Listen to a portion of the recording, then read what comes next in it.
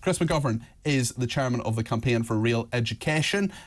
Chris, hello. What do you make of this? Well, let me say, first of all, Nick Gibb is someone I've spoken to a few times. He's a well-meaning chap. And I like him. I think he's a very decent guy. I think he's a very decent politician, but I also think he's wrong. Yeah. And the bar's set very low for success in his department, but he's done okay. Now, this situation, you're right, closing schools down was what did the damage. You could argue with Nick Gibb and say, well, actually, Nick, we closed the schools down and we've got the best results ever. So surely the best way to go forward is to keep the schools closed. Yes, because it wasn't ridiculous grade inflation. Yeah. That's the Alice in Wonderland world we live in education. But look, in terms of children being in school, of course they should be in school. And parents have to make the decision whether they are fit to go in school, not Nick Gibb. But to get children into school, and there's a high absenteeism rate at the moment, you can encourage them. You can point out the importance of it. You can even try to force them. But actually, there's only one way of doing it which is effective, Peter, and that is to make it worthwhile. So they want to come to school, they want to learn something. And I find that if you've got a teacher or a school doing a good job, kids want to go.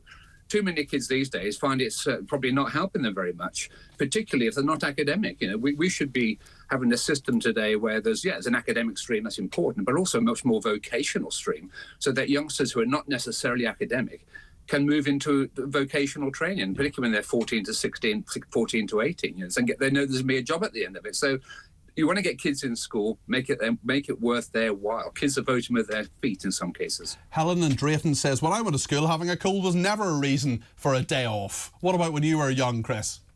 I don't know. My mum and dad sent me to school. That was it. But I mean, look, if a child's got a really bad cold and is ill, they don't want to be spreading it around the school. But the state can't interfere. This is the parents' responsibility. I took over a failing school a few years ago. We took it out of special measures.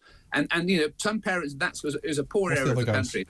And we've got parents there who themselves can't read and write, who trying their best in a way, but often they're failing as parents. So Nick has got a point. Parents do need to have a greater hand in persuading their kids to go to school. It's true. But our situation of taking over a school is we had to feed the kids, first of all. That's what parents should be doing if they could afford it. And often sometimes the parents are fighting at the school gate. There are feckless parents out there. So Nick Gibb is right to say, come on, we've got to get our act together. But it still seems a bit hypocritical given the lockdowns to me. I'm sorry, I just can't quite stomach what he's saying.